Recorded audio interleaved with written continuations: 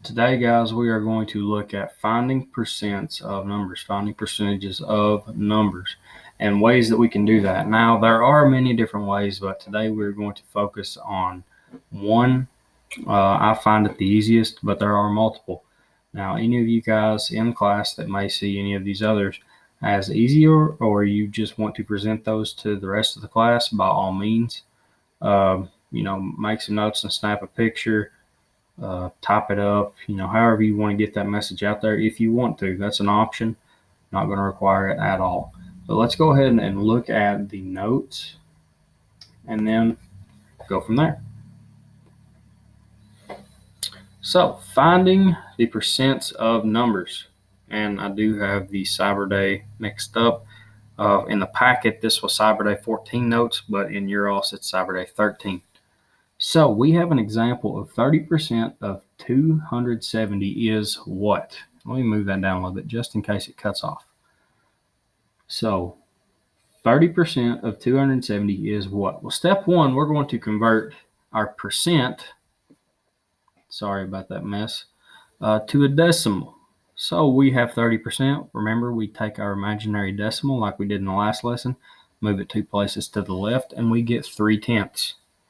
Then step two, we're going to multiply that decimal by the rational number, in this case 270. So the answer to our problem after we multiply 3/10 times 270 is 81. 81 is 30% of 270.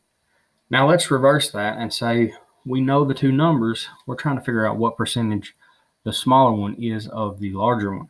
So we have 63 is what percent of 84?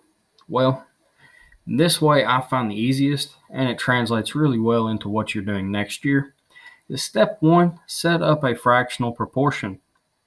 So we have 63 out of 84 because we're trying to figure out what 63 is percentage-wise of 84.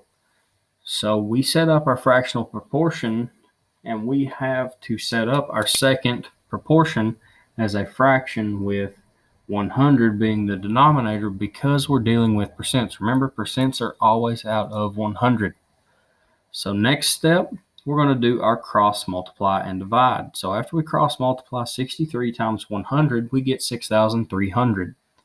Then we're going to divide by our remaining 84. 6,300 divided by 84 is 75. So that's going to be the x on our proportion. Now we can rewrite that proportional fraction like we did here, 75 out of 100, and convert that to a percentage.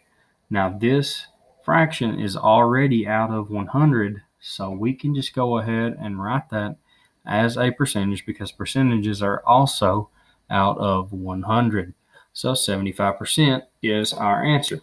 And that's the main reason I find this one to be the easiest, is because you already have a denominator of 100. So literally once you find the numerator, that's your answer. You just have to write it as a percentage.